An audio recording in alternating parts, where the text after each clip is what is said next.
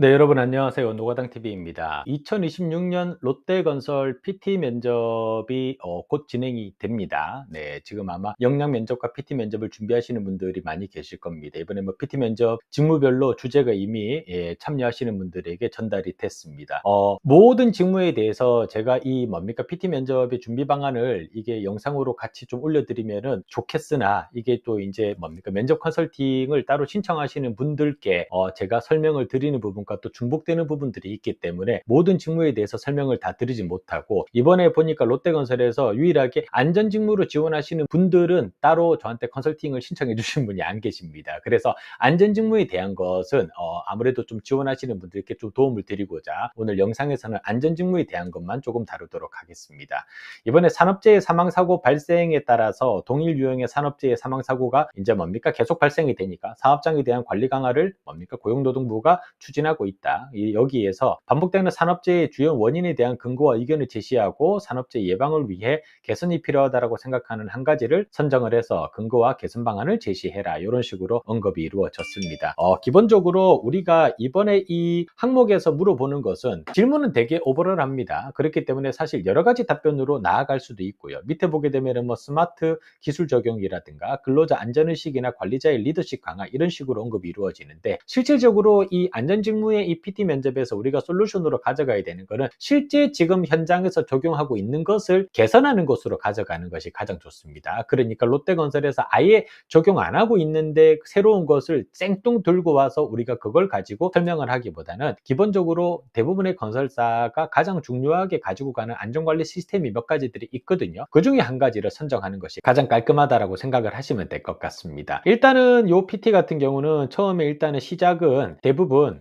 이 고용노동부에서 발표한 자료에 따라서 어떠한 사고가 가장 많이 발생이 되고 있는지에 대한 부분이 먼저 설명이 돼야 되겠죠. 그리고 사고가 발생되는 원인, 반복되는 산업재해의 원인이 무엇인지에 대한 부분도 한 3가지 정도로는 정리가 이루어져야 됩니다. 그 안에 이제 만약에 저라면은 그 안에 위험성 평가가 실질적으로 현장에서 실시되고 있지 않다. 그러니까 형식적인 위험성 평가만이 계속 반복되고 있다. 페이퍼워크로만, 서류로만 존재를 하고 있다. 그러면 그 이유는 무엇이냐라는 거죠. 그리고 위험성 평가가 이런 식으로 제대로 이루어지지 않고 있는 이유가 결국은 시공팀의 안전관리에 대한 안전마인드의 부족함이라든가, 아니면 협력업체가 실질적으로 그것을 제대로 이행할 수 있는 여건이 마련되지 않았기 때문에, 이런 부분들이 단순하게 우리가 안전의식의 결여로 인해서만 발생되는 것은 아니다. 결국은 이런 것을 커버하기 위해서는 법제도의 개선도 우리가 필요하다라는 것도 들어가줘야 되고요. 그 와중에서 우리가 원청사 안전관리 조직이 어떤 역할을 서포트함으로써 이런 것들을 커버할 수 있는지에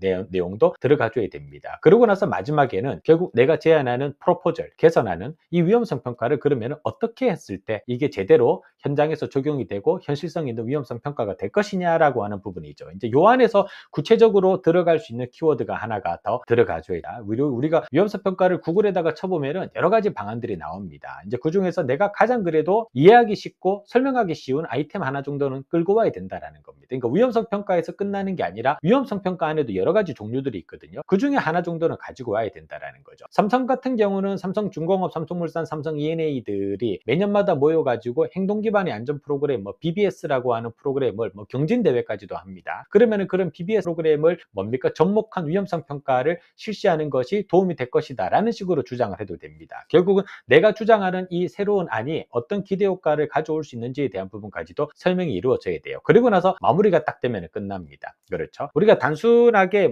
스마트 기술을 적용하겠다가 아니라, 스마트 기술도 위험성 평가 안에서 어떻게 스마트 기술을 적용함으로써 우리가 가져올 것이냐. 우리가 스마트 기술이라고 하는 게 캠을 달고 다니고 웨어러블을 입고 다니고 AI를 무조건 쓰고 이런 것들을 얘기하는 것은 아니거든요. 약간 프로세스에 도움을 줄 수 있는 이제 그런 약간 소프트웨어적인 부분으로 우리가 접근을 해서 설명을 했을 때, 이게 면접관들도 훨씬 더 크게 공감대를 가지고 우리가 그 부분에 대해서 질의응답을 할 수 있을 거다라고 말씀을 드릴 수가 있을 것 같습니다. 일단은 이 안전직무 쪽으로 지원하시는 분들이 모두가 각자의 별도의 아이템을 가지고 준비를 하시겠지만, 만약에 정말 방향을 못 잡고 계시는 분이 있다라고 하면 오늘 제가 설명드린 영상에서 설명드린 내용을 기반으로 이 내용에 대한 부분을 조금 본인이 이걸 약간 변형하시면 되겠죠. 변형을 하시고 프레임 자체를 조금 바꾸셔가지고 작성을 하시면 조금 더 큰 도움이 되지 않을까라는 생각이 듭니다. 네. 오늘 모든 직무에 대해서 다 다뤄드리면은 좋겠으나, 있습니다. 보니까는 이번에 주제가 나온 것들이 제가 지난 컨설팅을 하면서 설명드렸던 내용 안에서도 몇 개가 약간 일치되는 것들이 있습니다. 되게 신기하게 이번에 저희가 주로 다루었던 주제에 대한 것들, 뭐 예를 들어서 원자재 가격 상승에 대한 것, 이런 것들도 이번에 나왔거든요. 그렇기 때문에 이번에 준비하시는 분들은 PT 면접이라는 거는 우리가 자료를 잘 만드는 걸로 승부를 보는 게 아닙니다. 결국은 이 자료를 가지고 가서 질의응답을 잘해야 우리가 점수를 따는 겁니다. 그렇기 때문에 자료를 만드는 것에만 집중하는 것이 아니라 이 내용을 넣었을 때 내가 어떤 질문이 나올 건지에 대한 부분까지도 고려를 하시면서 작성을 해 주셔야 된다라는 말씀을 드리면서 오늘 영상을 마무리하도록 하겠습니다.